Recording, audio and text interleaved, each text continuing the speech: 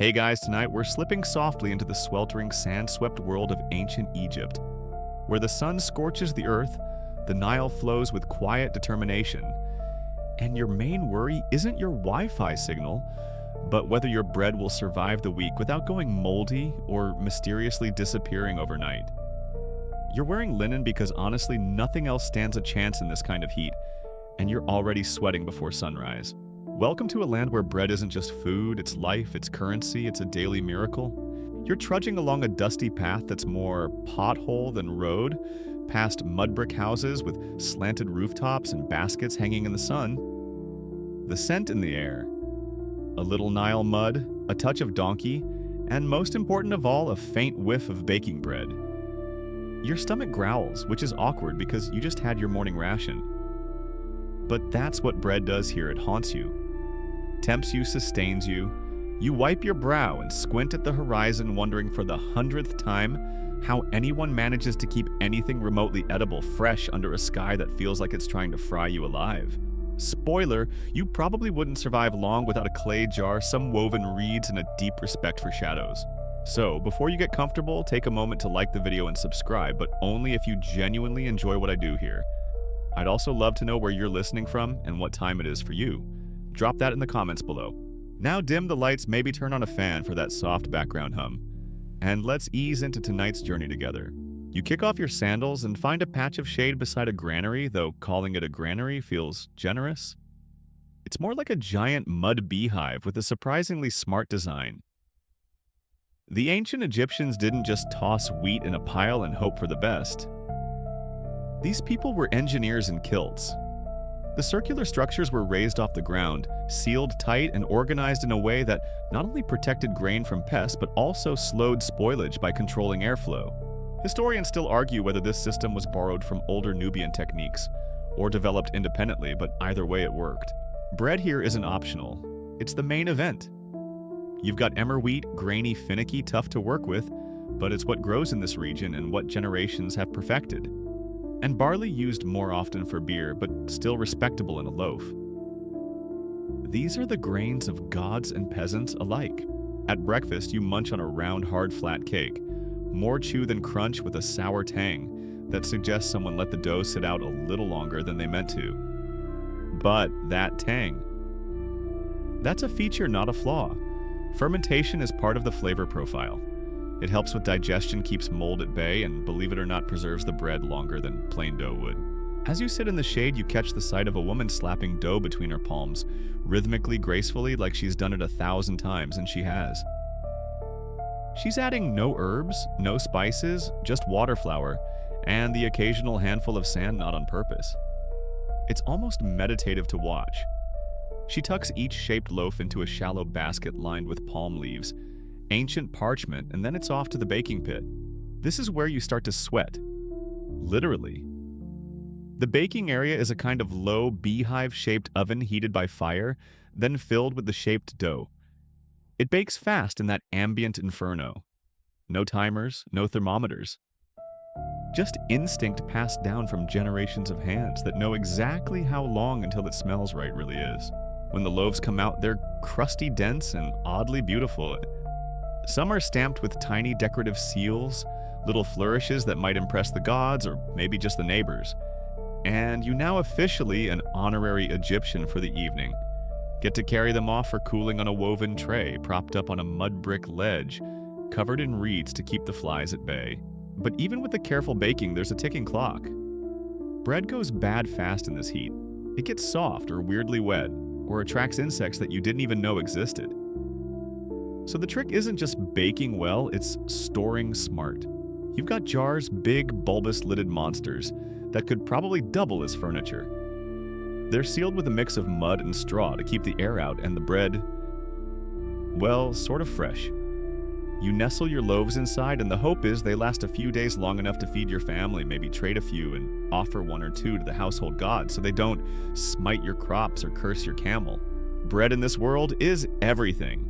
You're paid in bread, taxed in bread, married with bread. When someone dies, yep, buried with bread.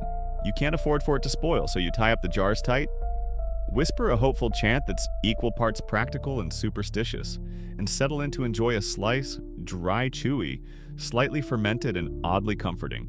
Kind of like history itself. You lean back, listening to the ambient crackle of the baking pit, the rustle of palm leaves, and the faint sound of a neighbor arguing with a goat. You're full finally and just a little sleepy. The desert sun lowers, the scent of wheat still lingers in the air, and tomorrow you'll do it all again. You wake before sunrise again, not because you want to, but because the birds here don't care about your sleep schedule, and neither does the heat. The Nile mist clings low across the fields, and somewhere someone is already grinding. Literally, because if you want bread, you need flour, and flour doesn't just appear by magic, though after a few minutes on the grindstone, you start to wish it did. You shuffle over to the communal grinding station, rubbing your eyes, already thinking longingly of your next nap. What greets you isn't peace and quiet, it's the unmistakable crunch of stone on stone. The grindstones here are massive slabs worn into gentle curves by generations of repetitive motion. One woman is kneeling rhythmically, rocking a top stone over the bottom one, using her entire body like it's a slow-motion workout.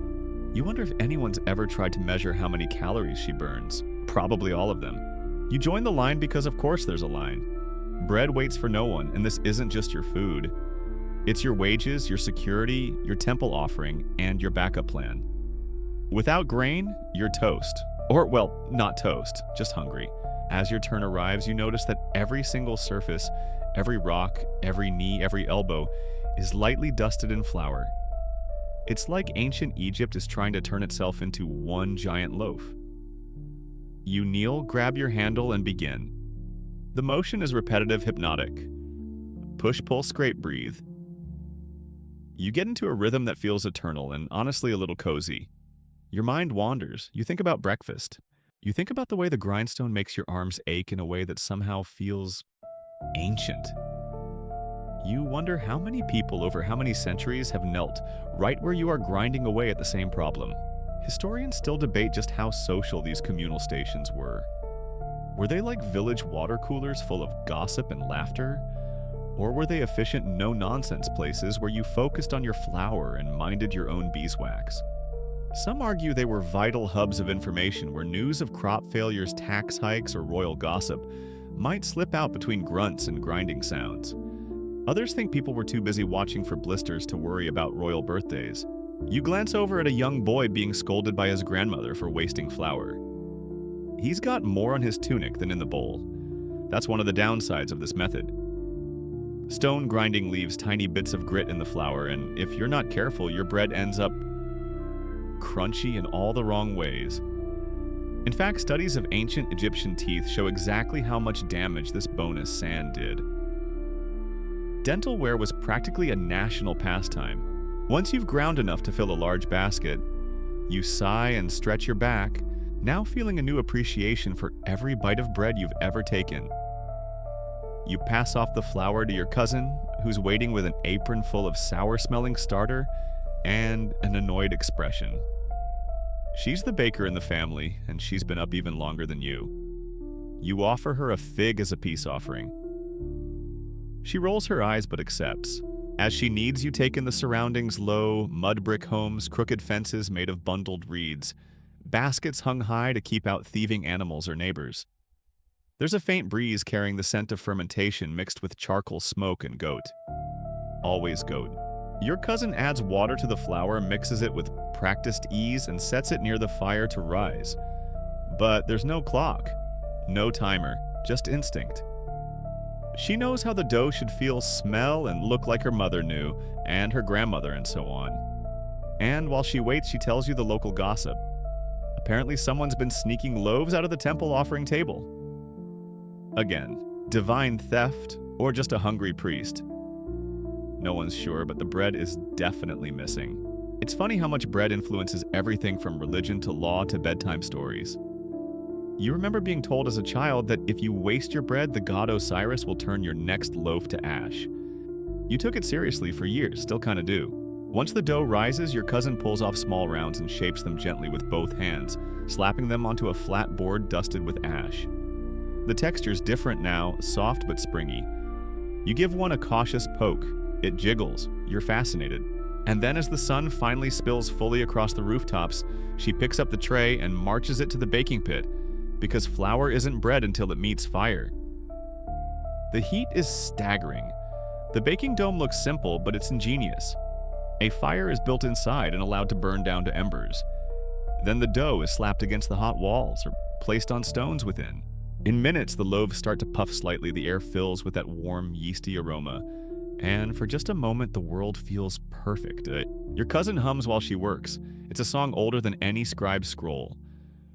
Something about harvest and family and not forgetting the lid on the grain jar, or you'll attract weevils. A classic. The final step, as always, is cooling.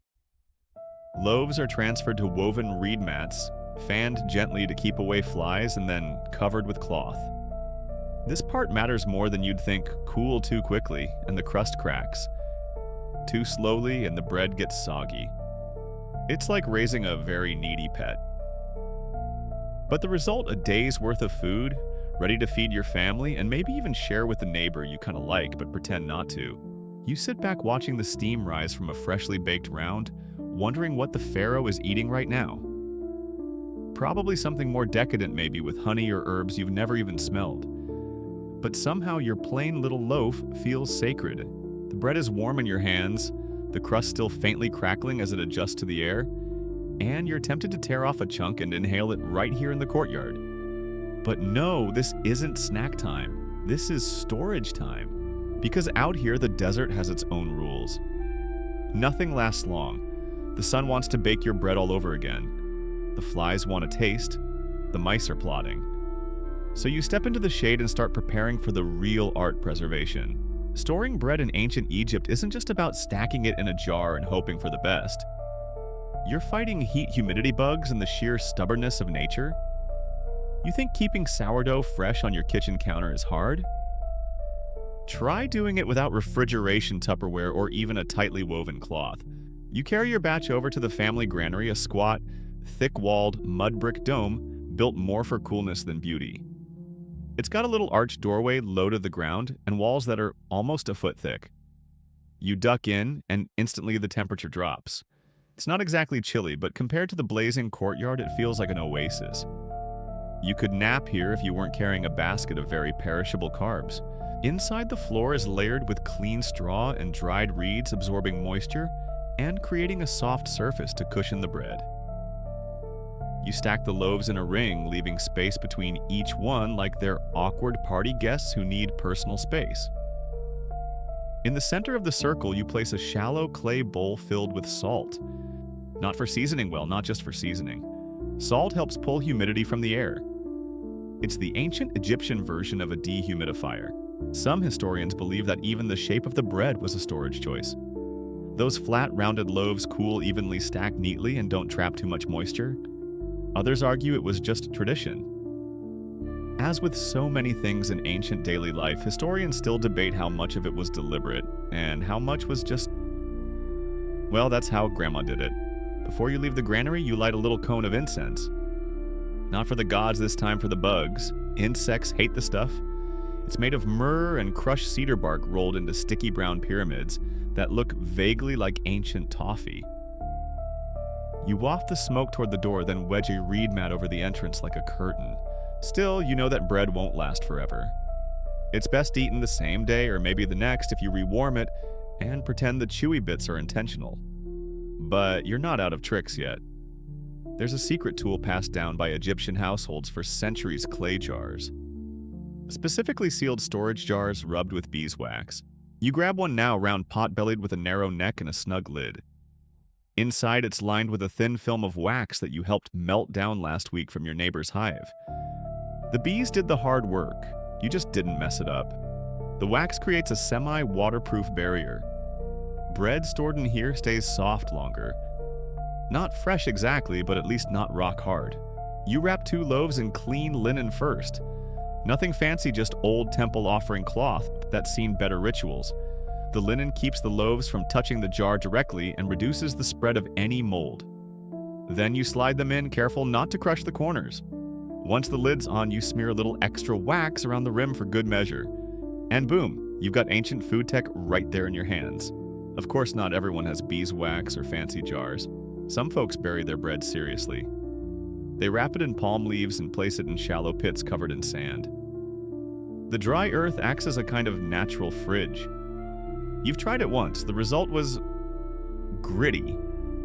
But the bread didn't mold, so there's that. You also remember your aunt's method hanging the loaves from rafters in a basket well above rodent range. It worked, but made the whole house smell like old sourdough, which depending on your mood could be either comforting or slightly nauseating.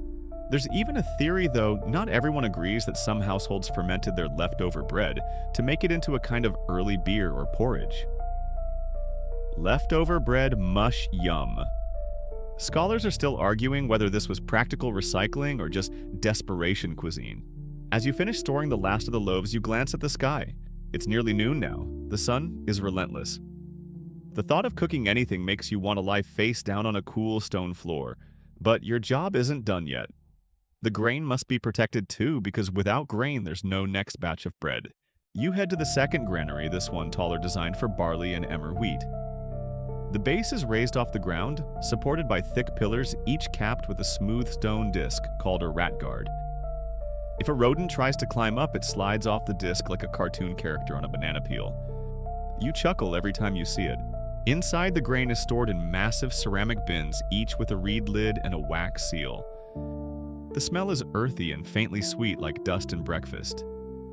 You run your fingers through one bin, checking for damp patches or weevils. So far, so good, but nothing is ever certain. You've heard stories grain stores ruined by flash floods or by one careless hand leaving a lid ajar. Bread may seem simple, but its survival depends on an entire ecosystem of vigilance, weather luck, and rodent-fighting architecture. You wipe your hands on your tunic and step back out into the blinding sun. The bread is safe for now. Tomorrow, some of it will feed your family, some may go to the temple, and a few loaves might end up as part of a tax payment. You sigh. Taxes, even in ancient Egypt, are inevitable. Still, there's satisfaction in knowing the loaves won't go stale by dusk. You've won at least until tomorrow. You head back toward the shade of your house, letting the sun hammer the street behind you. The loaves are stashed, the granaries checked, and your feet are already coated in that particular layer of soft dust and sweat that only Egyptian midday can produce. But before you can flop into a cool corner and contemplate existence, there's one more step in your ancient food prep routine, flour. You may be tempted to think of flour as a background player. Just some white stuff you scoop out when it's baking time. But here in ancient Egypt, flour is not passive. It is a daily challenge, a small mountain of labor disguised as a powder. And depending on how generous your grinder is feeling, it might even contain a little bonus grit. Who needs dental insurance when your bread can double as a sanding device? You slip behind the house to the grinding courtyard. It's a small space roofed with woven palm fronds that cast a lattice of shadow over everything. In one corner, your family's quernstone sits on a mat. This is where the magic happens, if your definition of magic includes repetitive strain injuries and biceps like an ox. The quern consists of two stones, a large flat lower one, and a rounded upper one you hold with both hands. The lower stone has a shallow depression, and you scatter a handful of parched grain into it. Then you start grinding. Back and forth. Back and forth. The grain crushes under the weight, releasing that toasty, earthy smell you now associate with mornings. The rhythmic movement is almost meditative until your shoulders start burning and the sweat runs down your nose into the flour. There's a reason this job is usually done by women and servants. And there's also a reason that archaeologists often find unusual wear on the knees and spines of female Egyptian skeletons. Turns out, kneeling for hours a day to grind grain into flour isn't great for your joints. Who knew? You pause for a moment, flexing your fingers. A small pile of flour is gathering in the center. Not snow white like modern bleached flour, but more of a warm, creamy beige. It's full of texture bits of husk, tiny stone fragments, and the occasional bug wing. It's rustic, you tell yourself. Very artisanal. Interestingly, some historians argue that the widespread use of stone grinding in ancient Egypt might be why dental wear was so extreme. Over time, sand and stone fragments inevitably worked their way into the flour, no matter how careful you were. The result? Most adult Egyptians had flat molars by middle age. Dental hygiene wasn't high on the pyramid of priorities unless you count chewing on mint and myrrh pellets. But before you despair, you do have options to minimize grit. Some households sift their flour using linen cloth, stretched over a frame, tapping and coaxing the finer particles through. Of course, this means wasting some flour, which is a luxury you might not always have. Others toast their grain before grinding slightly cleaner, and it produces a lovely nutty smell, though the jury's out on whether it actually helps with the sand. And still, there's a kind of satisfaction to it.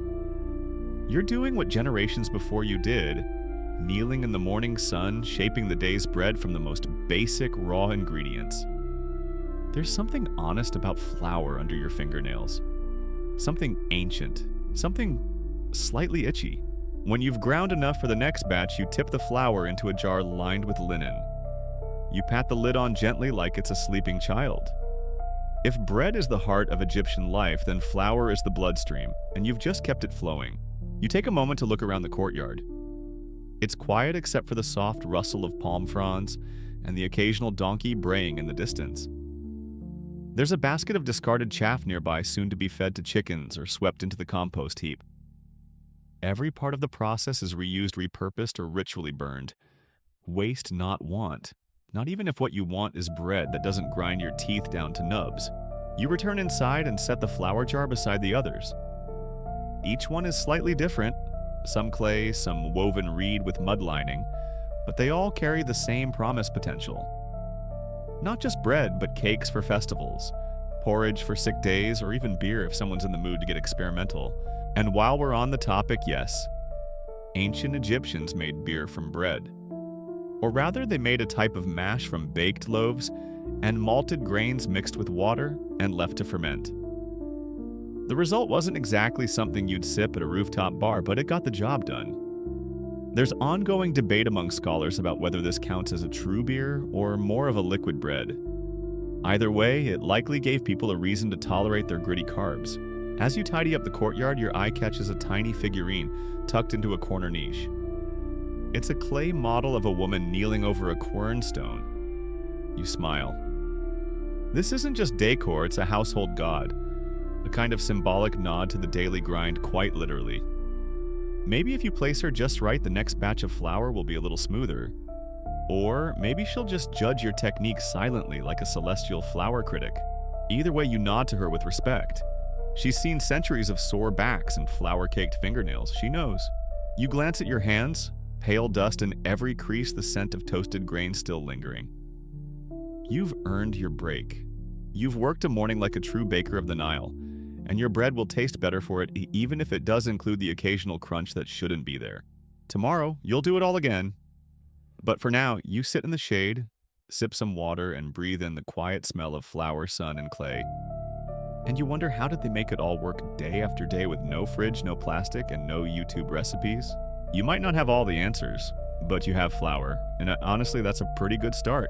After the flour settles literally and figuratively, you rise slowly from your resting spot, brushing fine powder from your knees. It's time to prepare the bread, not bake it yet. No. First comes the shaping, and for that you need a workspace that won't coat your loaves in grit, or turn them into offerings to the neighborhood flies. So you roll out a low wooden board that's seen generations of dough. It's got scars, soft patches, a faint smell of cumin, and a weird stain in the corner no one talks about. Perfect. Now in modern times, you just throw the flour, water, salt, and yeast into a mixer and scroll TikTok while it did the work. But here in ancient Egypt, you are the mixer. Your arms, your instincts. Your A that looks about right judgment. Those are your tools. You begin by portioning out your flour onto the board in a wide circle like a small sandy hill. Then using your fingers, you hollow out the center, yes, just like making pasta dough. Into that hollow, you trickle in water from a clay jug a little at a time. Not too fast, or you'll collapse your flour volcano and end up with dough soup. And nobody wants to sleep on a full stomach of dough soup. There's no measuring here, no teaspoons or scales. You rely on texture and memory, on the feel of the dough pulling back just slightly as you need. If it sticks to everything, you've gone too wet. If it's crumbly, too dry. If it feels like something between your earlobe and an overripe fig, congratulations, you found the sweet spot. Now comes the fun part. You press your palms into the dough, fold it over, rotate, press again. A little rhythm, a little muscle. The movement is steady calming. You start to zone out. Your breath syncs with the kneading, your thoughts slow down. In a weird way, it's like a bread meditation. You wonder if anyone's ever invented yeast yoga. They probably should. Speaking of yeast, here's the twist. You're not using commercial yeast. No neat little packets here. What you're working with is a glob of old dough saved from yesterday's batch, a sour, sticky lump known as starter. You gently knead it into your fresh dough. That's where the wild yeast live, those invisible little helpers floating through the Egyptian air and nesting in your bowl like microscopic bread fairies. Historians still debate whether ancient Egyptians fully understood fermentation, or if they just noticed that old dough made new bread fluffier. Either way, they nailed the technique. Some of the best loaves from tombs still show a soft, spongy interior, and slices of air pockets clear signs of successful wild fermentation. The ancient equivalent of a perfectly risen sourdough. You pause and think about the journey of that starter. It might be days old, maybe weeks. In some houses, it's passed from mother to daughter. That means you could be kneading the microbial descendants of a starter from your grandmother's wedding bread. That's not just baking, that's legacy. The dough is smooth now, elastic, and lightly warm. You divide it into smaller portions and shape them into rounds or ovals depending on the day. Some you pat flat for quick baking, others you roll thicker for more substantial loaves. You even form a few into animal shapes for the children, lions, fish, the occasional hippo, though you never quite get the ears right. The gods, after all, appreciate whimsy. Sometimes you'll score the tops with reeds to help them bake evenly. Other times you brush them with date syrup or beer to form a caramelized crust. Your personal favorite, adding a sprinkle of coriander seeds or crushed fenugreek to the surface, just for that hit of warm spice when it comes out of the oven. But you don't just make bread for your household. No bread in ancient Egypt is currency. Literally. Workers at state construction projects like those big triangles down the river, what do they get paid in bread and beer? Not coins, loaves. You're basically printing money in your kitchen. And you never even took an economics class. Bread is also sacred. You shape special loaves for rituals, for temple offerings, for funerals. There are even molds shaped like lotus flowers or cow heads used in ceremonies that you only half understand but perform anyway because, well, tradition and possibly divine wrath. As the dough rests, you cover it loosely with a linen cloth to keep out dust and over-enthusiastic beetles. It needs time to rise, which you judge less by the clock and more by the smell and feel. Sometimes it puffs beautifully in an hour. Sometimes it stubbornly sits there like a lump, and you start whispering to it like a plant. Don't worry, it happens to everyone. In this lull, you tidy your workspace. The extra flour goes into a sealed jar. The sticky bits on your hands are scraped off with a shell. You give the mixing board a quick wipe with a damp cloth. Cleanliness might not be enforced by inspectors, but no one wants sandy dough 2 days in a row. And somewhere during all this, something shifts. The sun is slightly lower now, casting longer shadows across your yard. The breeze smells faintly of baked earth and crushed herbs. A neighbor's dog barks lazily in the distance. You feel grounded, calm, like you've done this for centuries, and in some cosmic way, maybe you have. You peek under the linen cloth. The dough has risen beautifully puffed and soft and just beginning to show little bubbles at the surface. It's ready. Your hands move without thinking as you prep the fire and set out the baking trays. Tomorrow's loaves will be born in flame, but today you shaped them, coaxed them, infused them with life and flavor, and maybe even a little joy. It's a simple act, and somehow it feels like everything. You've shaped your dough, watched it rise, and now the final act begins. It's time to bake. But don't go reaching for an oven knob. This isn't your cozy suburban kitchen. This is ancient Egypt, where baking involves domed clay ovens that look a bit like overturned beehives and sound a lot like tiny wind tunnels when the flames roar. They're called tabans, and yours has been preheating since sunrise. The fire inside is hungry and loud, licking at the curved interior with pops and crackles. You've been feeding it with dry palm fronds, animal dung, Yes, the cows contributed too, and the occasional bit of leftover straw. It's not glamorous, but the smell is surprisingly earthy and not nearly as terrible as you'd think. Unless, of course, you get the wind direction wrong. Using a long wooden paddle, more of a flattened stick. Really, you sweep out the ashes and coals from the oven base, leaving a scorched hot floor that will bake the loaves from below, while the oven's ambient heat crisps the tops. There's no temperature gauge, no handy 350-degree of setting. Instead, you hover your hand near the opening and count how long you can stand it. 1 Mississippi, 2 Mississippi, ouch. Yep, it's ready. Some loaves go straight on the floor of the oven. Others you press against the vertical interior walls, yes, like naan. You slap them there quickly, firmly with a twist of the wrist so they stick. It's an art form passed down mother to daughter, generation to generation. Slap too softly and the dough slides off. Too hard and you burn your fingertips. The trick, as always, is confidence.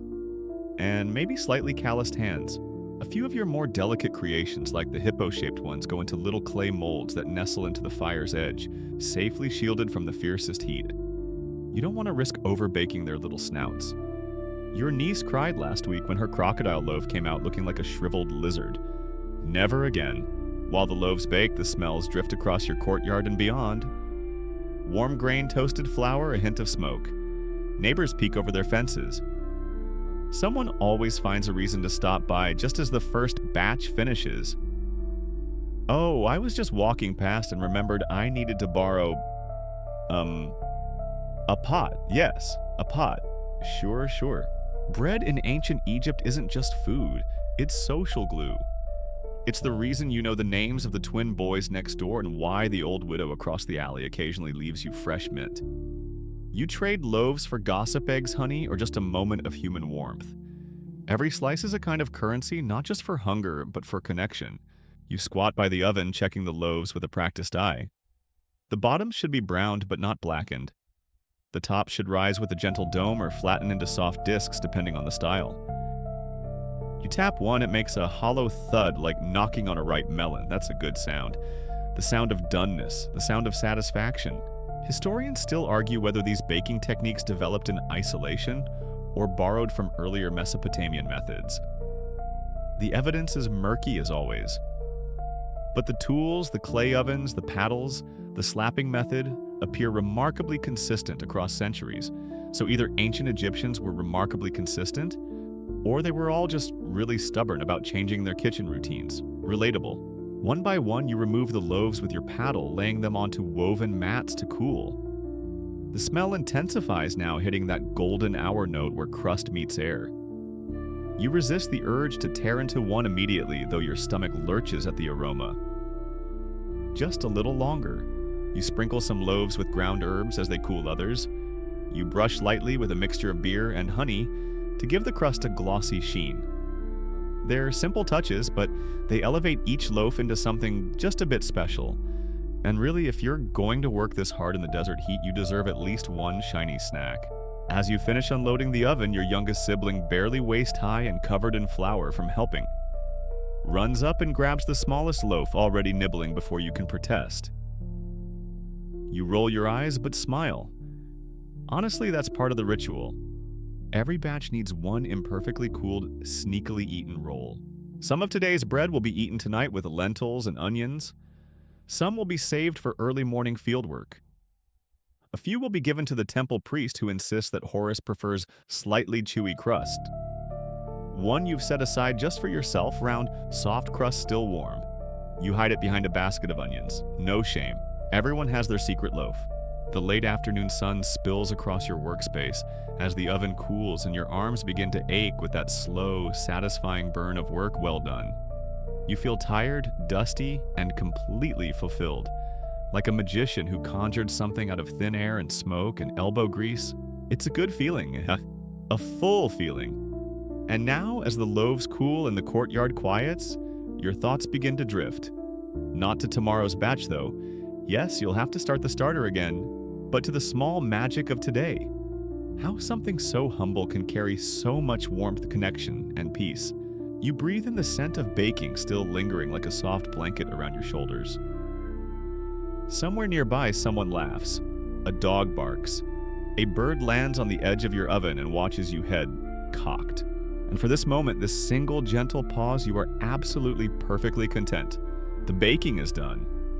The courtyard hums with that lazy golden hour hush heat, radiating off clay walls' shadows, growing longer and your hands still powdered faintly with flour.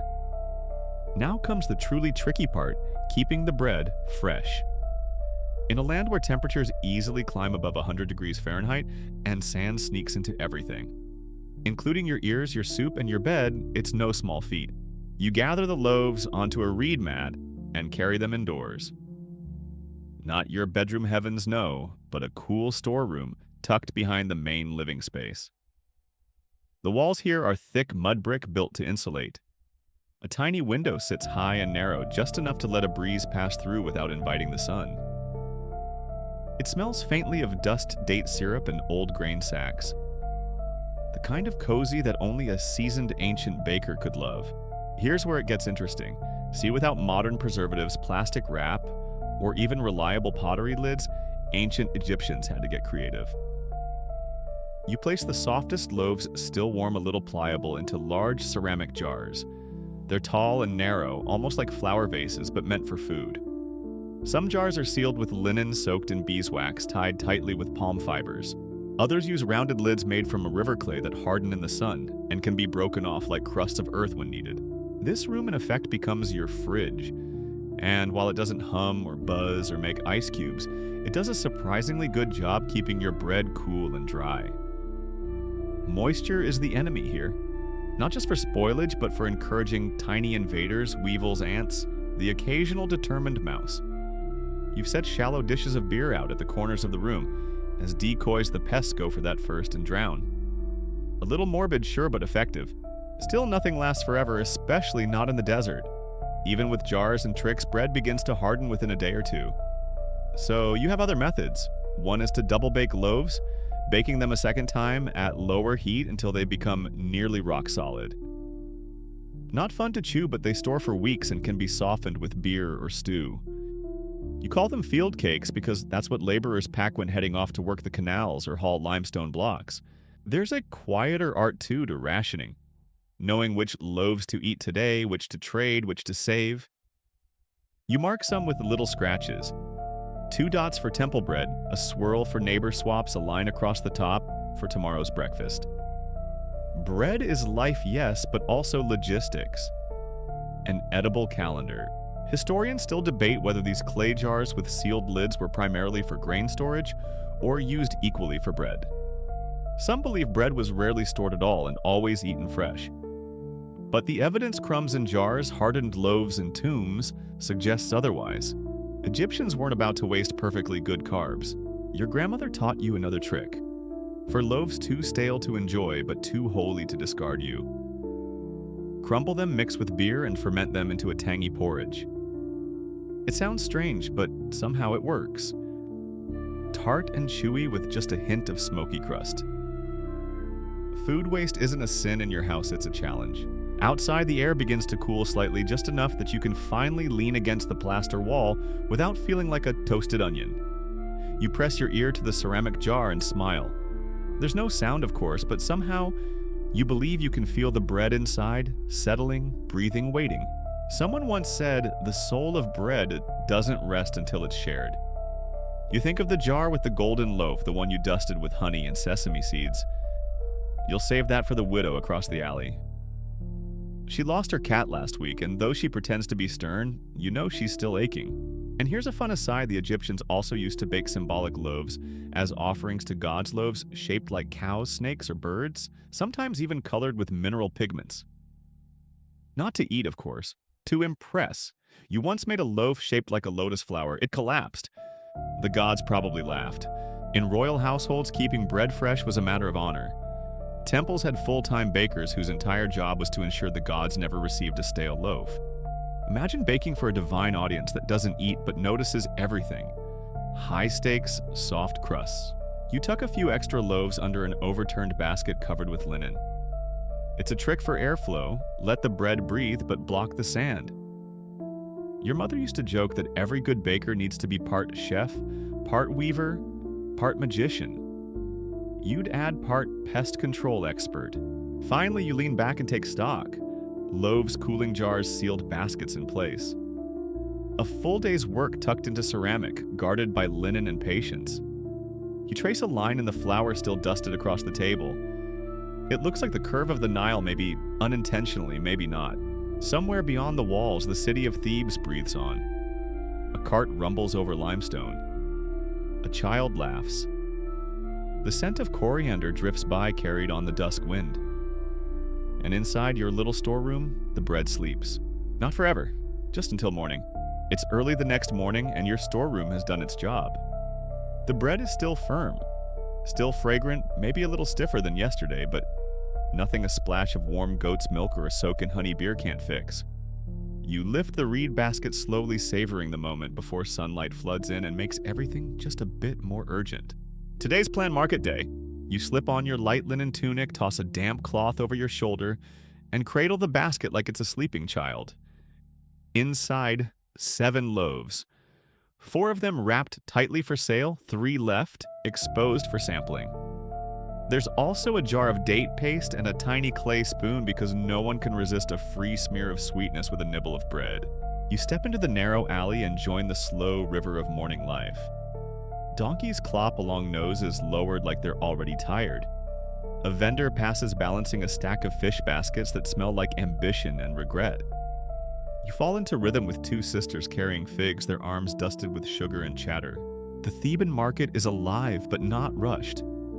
There's no shouting here, just murmured. Bargaining, the rustle of papyrus-wrapped herbs, the occasional baby wail that fades quickly under the hum of conversation.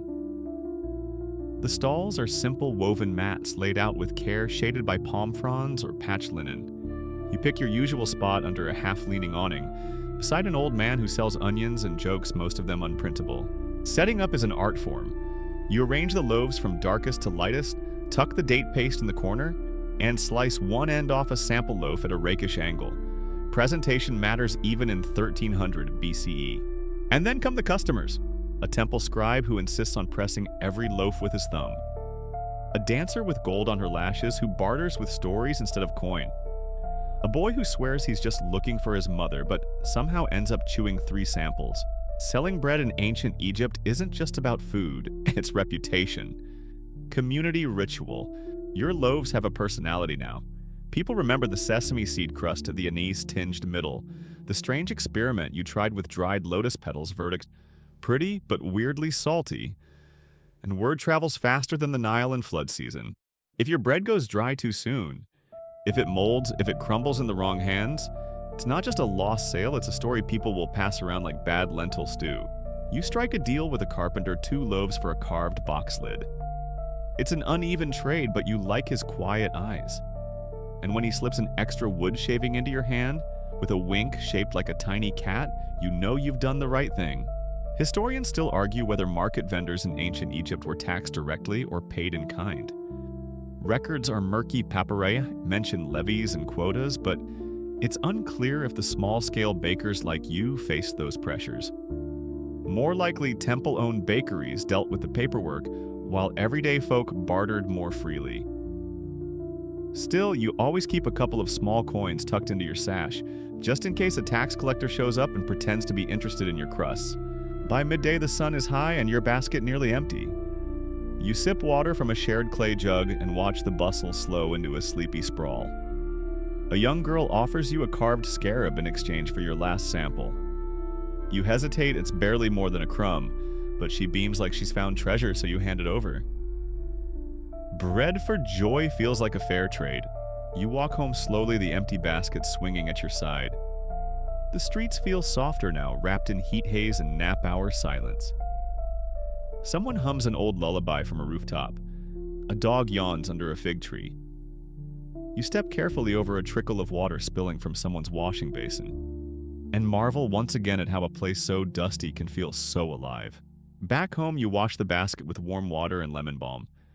Not because it's dirty, but because the scent makes you happy. You hang it on a peg beside the door where the afternoon light hits just right, your version of a trophy. You think about tomorrow's batch. Maybe try mixing in crushed carob, or shape the loaves like fish for good luck. You don't know. Bread, like life, is equal parts repetition and reinvention. The real secret to keeping bread fresh in the desert, you realize, isn't just the jars or the sealed lids or even the cool walls. It's movement. It's community. Bread that sits alone untouched grows stale. Bread that's shared, swapped, passed from hand to hand, it stays alive.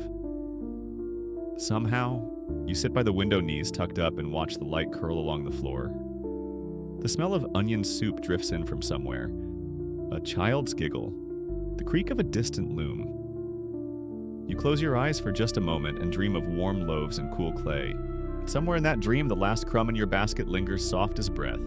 The next day brings something unusual, an invitation. A formal one painted in careful hieratic script on a small strip of linen. You squint at the symbols, mentally sounding them out as you chew the last of your honey-dipped morning bread. It's from one of the kitchen stewards at the House of Life, the massive temple complex down by the river. Apparently they've heard of your baking. This is either excellent news or a deeply stressful way to begin a morning.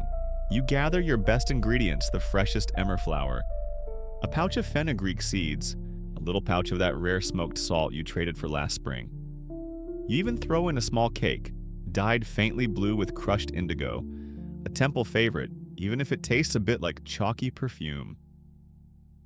After brushing flour from your elbows and saying a quiet thanks to the kitchen gods, they definitely exist, you set off. Walking through the city toward the temple is like passing into a different world. Homes fade into whitewashed stone. Palm trees line wide avenues, and guards in leopard skin sashes nod at you without smiling. The air smells less like people and more like parchment incense and river mist. Sacred space. You're greeted by a cook older, sun-scorched, with arms like amphorae and a voice that sounds like cracked barley. He doesn't ask your name, just waves you in and points at the baking courtyard. It's huge, shadowed by columns lined with rows of circular ovens built into the floor like ancient pizza kilns. Heat shimmers in waves.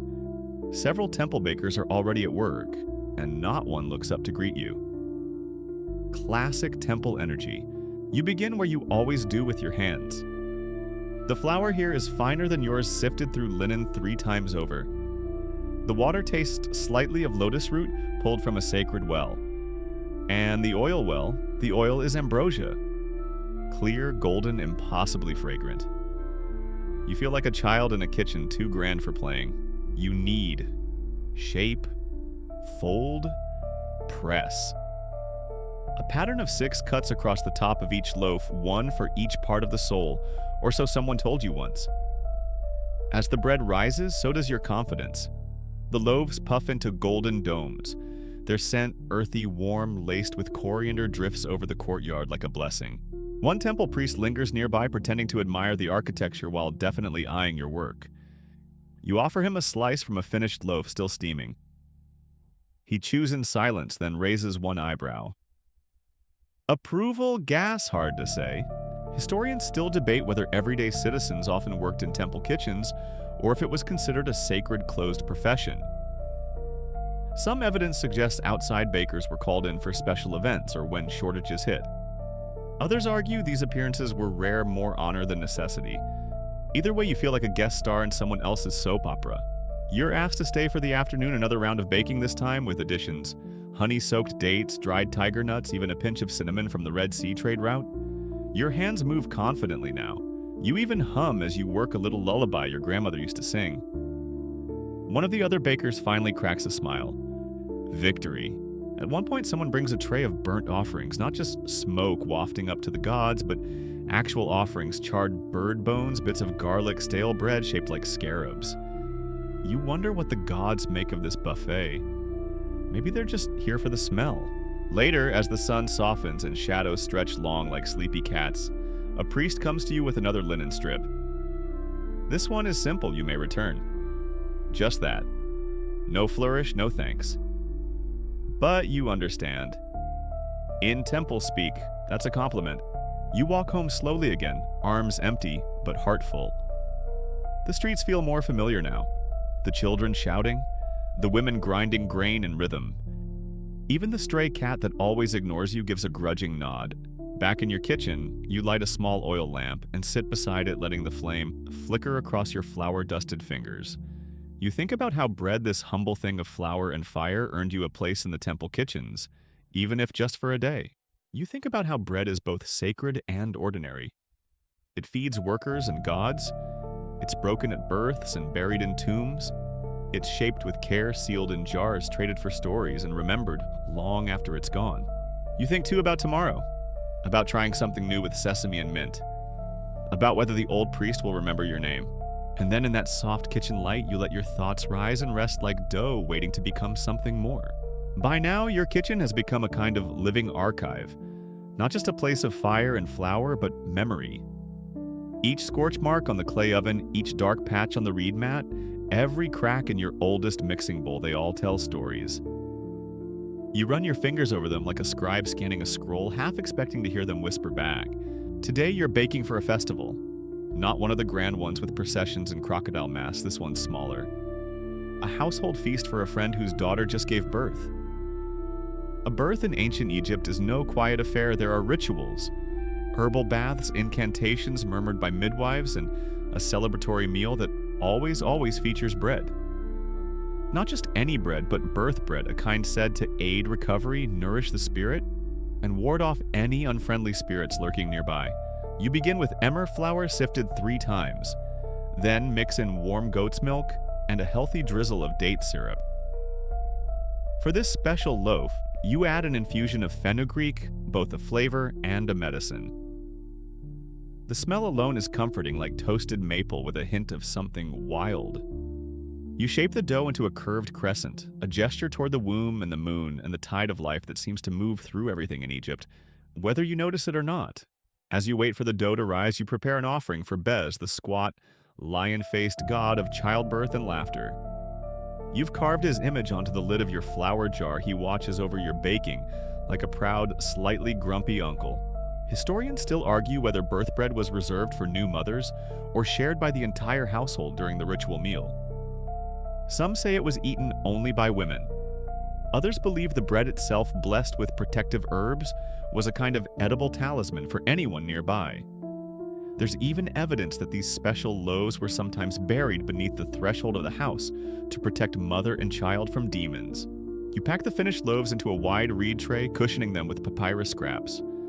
The walk to your friend's house is short through sun-drenched alleys strung with drying linen. A group of children runs past barefoot and yelling, one trailing a toy chariot made of bundled sticks. You dodge them with practiced grace. No bread shall fall on your watch.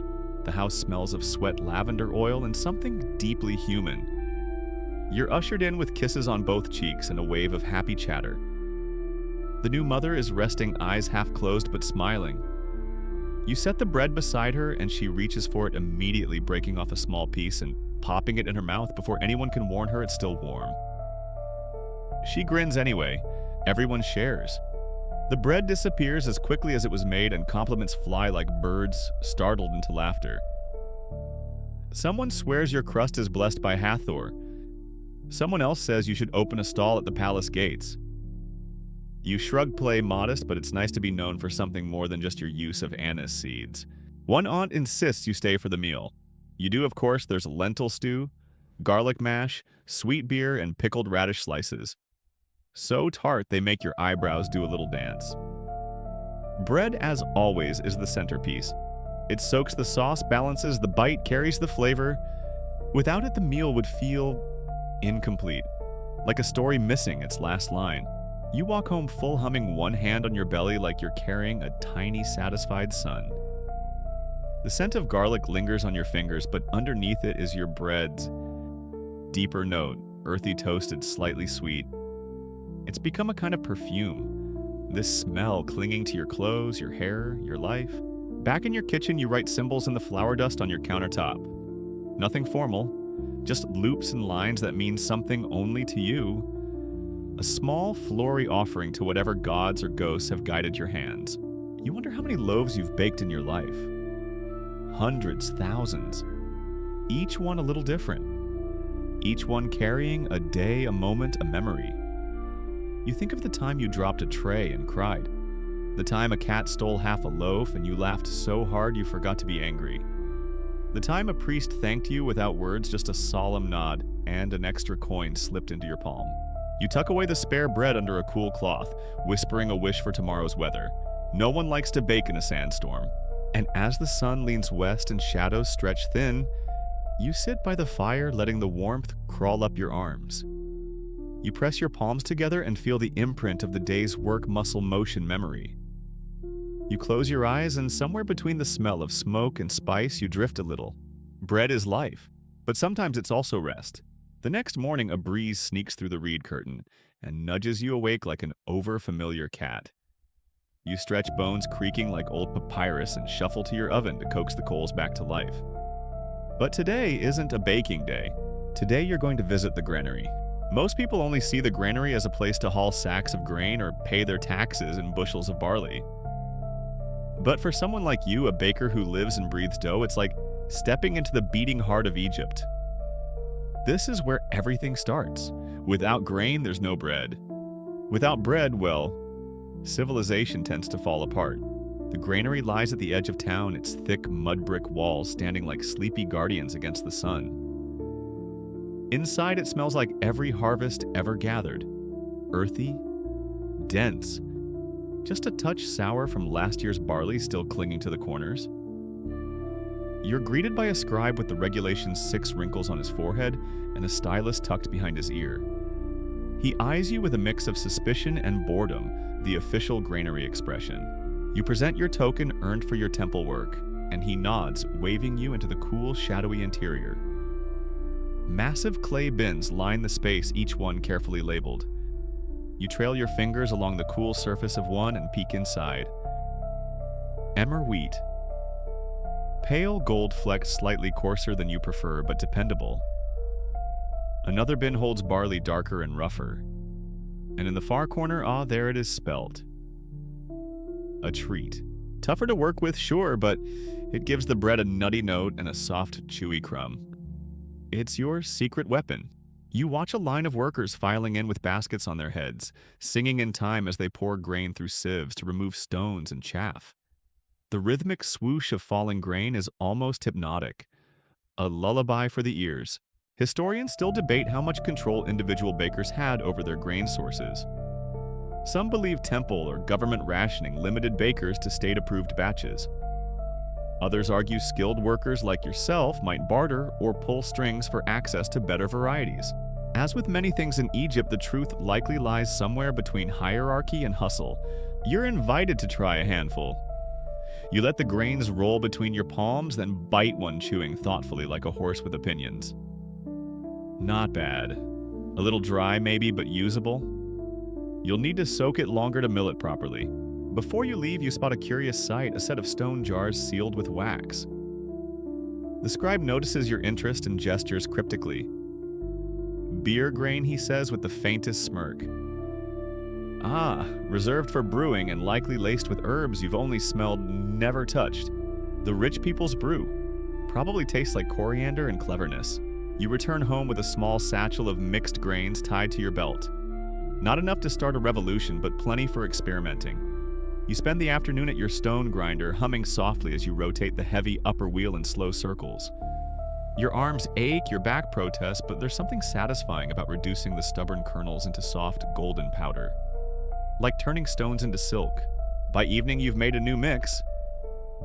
2 parts emmer, 1 part spelt with a whisper of sesame ground into the flour. You don't know what it'll become. Yet bread sure, but what kind, flat or domed? Filled with fig paste, sprinkled with poppy seeds. You scribble a few ideas into the dirt with your finger and immediately forget most of them. Creativity is slippery like that. To clear your head, you step outside. The sky is honeyed with dusk. Children chase fireflies with clay pots. Somewhere a lute plinks a lazy tune. The Nile never far murmurs in the distance like a friendly neighbor who doesn't know when to stop talking. You sit down on the warm step of your kitchen, the day's grain still under your fingernails, and think about how much effort it takes just to make bread in the desert. Not just the baking, the gathering, the planning, the waiting, the walking, the trading, the grinding, the cleaning, the hoping it doesn't all go moldy in the end. And yet, bread happens. It always does. Maybe that's what makes it sacred. The morning light spills softly through the palm fronds as you prepare your workspace. Today, your focus shifts to an ingredient many overlook: yeast, or more precisely, the wild yeast that drifts invisibly in the desert air, waiting patiently to wake up and make your dough rise. Yeast, as you know, isn't something you simply buy in a bag, like spices. No, you coax it from the air from old dough, from the smallest leftover crumbs. This invisible creature has its own agenda, and you're the one who convinces it to join the party. You remember the story of the first baker, though. Of course, no one really knows who that was. Somewhere a long time ago, someone accidentally left dough out and discovered it bubbling with life. That moment changed everything. Suddenly, bread could grow light and soft instead of dense and heavy. A miracle made with microscopic helpers. You start by saving a piece of yesterday's dough, letting it rest beside your warm fire. This starter is your best friend, and sometimes your fiercest rival. It demands care, warmth, occasional feeding, and above all, patience. Neglect it and it turns sour or lifeless. Nourish it and it blooms like a desert flower. Some bakers swear by adding honey or date syrup to coax the yeast into action. Others say the best starters come from the temple ovens, touched by divine breath or blessings. You aren't so sure, but you like the idea. Maybe your starter carries a little magic too. There's a rumor whispered among bakers. Historians still argue whether yeast was originally cultivated on purpose or merely stumbled upon as a happy accident. Some say ancient Egyptians kept secret starter recipes passed down only through families or guilds. Others think yeast cultivation was an open craft shared and refined openly in the markets and homes. You smile at the thought of yeast having its own little society, a secret community thriving inside jars and bread baskets plotting the perfect rise. You imagine the yeast partying, inflating the dough in wild celebration, while you sleep their tiny cheers muffled by layers of flour. You begin mixing your new batch, a blend of freshly ground emmer, a spoonful of your sticky date syrup, and just enough water to bring it alive. The dough is sticky and soft under your hands, promising and patient. You cover the bowl with a woven cloth, tuck it into a corner where the morning sun reaches it just right, and step back. Now comes the waiting. You hum quietly, thinking of the ancient bakers who did exactly the same, probably wondering if their loaf would survive the day. Outside, the market starts to stir. You hear the faint calls of merchants hawking figs, the scrape of sandals on packed earth, the distant bleat of goats. The world moves on around you, but inside your small kitchen, time slows down. This is the rhythm of bread. Mix, wait, watch, trust. And sometimes the dough rewards you.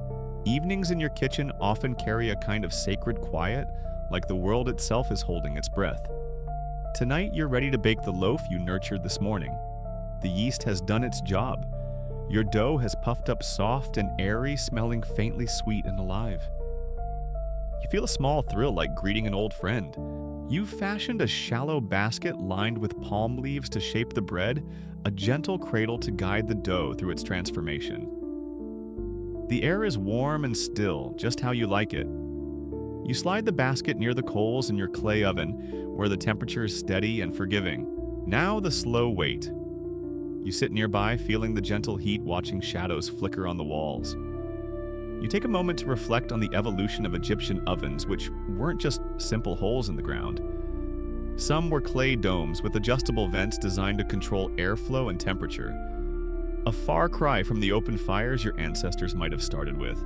The earliest ovens sometimes used a two-stage process, heating the oven first, then raking out the coals and sliding in the dough.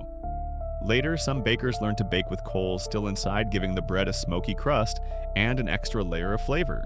Historians still argue whether these oven innovations came from royal kitchens or humble street vendors, but one thing's clear: everyone loved a good crust.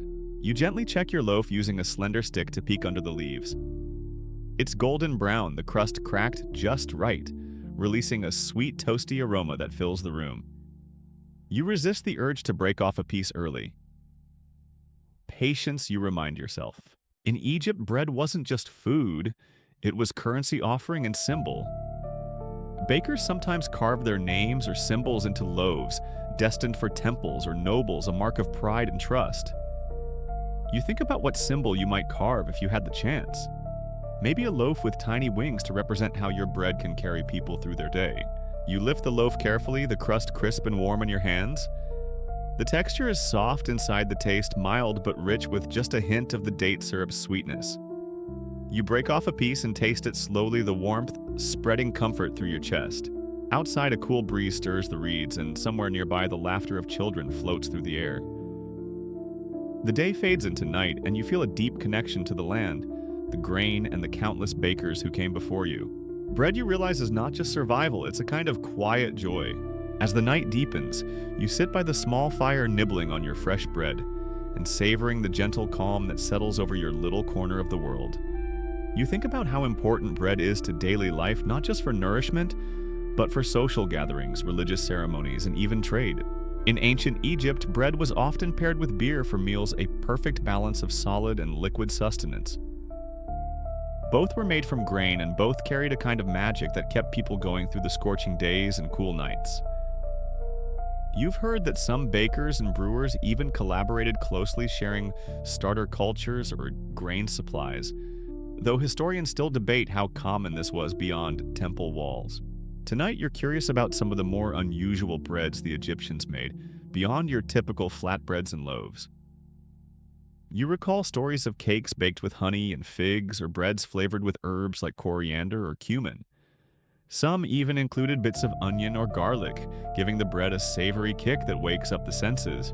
There's also the practice of baking bread in special shapes for festivals or offerings.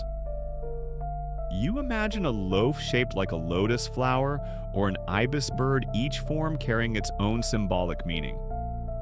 Such breads weren't just food, but works of art, small monuments to gods and nature. You find yourself daydreaming about the bakers in remote villages along the Nile, working with different grains and techniques, some using barley instead of wheat, others incorporating wild herbs found along the riverbanks. The diversity of bread across Egypt is like a tapestry, each thread telling a quiet story. As you finish your bread, you think back to all the steps it took to get this loaf from field to table planting. Harvesting, milling, fermenting, baking. The patience, the skill, the tiny moments of trial and error. And through it all, the enduring hope that the next loaf will be just a little better. You rest your head against the cool wall, the scent of grain and smoke lingering in the air. Tomorrow you'll bake again, and the cycle will continue. The first light of dawn creeps through the window, casting a gentle glow on your workspace. You sit quietly, savoring the cool morning air as it mingles with the lingering warmth of last night's fire. Today you take a moment to reflect on the whole journey of bread making, the quiet labor that turns simple grains into life's staple day after day. Bread is more than food. It's a connection across time. Each loaf carries whispers of ancient hands, shaping dough beneath the same sun and stars that watch over you now. It's a craft passed down through generations, from the bustling streets of Memphis to the quiet villages lining the Nile's edge. You think about the peculiar ways Egyptians preserved bread in the desert heat, wrapping loaves in palm leaves, storing them in clay jars, even baking very dry versions designed to last longer. It's an art of patience and cleverness, shaped by necessity and environment. The desert demands resilience, and so does bread. Historians still argue about many details, how much of this knowledge was guarded as sacred temple secrets, and how much was shared among common folk. Whether bakers were highly respected artisans or humble laborers, and the true origins of some ancient recipes lost to time. But one thing is certain, bread shaped Egyptian culture and daily life, binding people through shared meals and rituals. As you prepare your tools for another day, you feel a deep satisfaction in this slow, steady rhythm. The turning of grain to flour, flour to dough, dough to bread. It's a humble magic that feeds bodies and souls alike. Outside, the Nile flows steadily, timeless and patient, like your bread life continues simple, enduring, and quietly wonderful. Now as you close your eyes and let the sounds of the desert lull, you remember the humble loaf, the tiny yeast, the warm oven. They're all part of a story older than you. Gentle as a whisper, steady as the river. Sleep well. Word count 1029. Wind down. The night deepens softly around you, now shadows, lengthening and fading like gentle waves on a quiet shore. Your breath slows, matching the rhythm of the ancient grains, resting in their silent baskets, waiting to become bread once more. Imagine the warm glow of the clay oven fading into the cool night, the aroma of baking drifting gently away as if carried on a slow desert breeze. You are safe here, surrounded by the echoes of countless bakers who through patience and care shaped a tradition that nourished entire civilizations. Their hands long gone, but their craft still alive in every soft crumb and crust. Let your mind drift with the steady flow of the Nile, the same river that cradled this ancient world steady and eternal.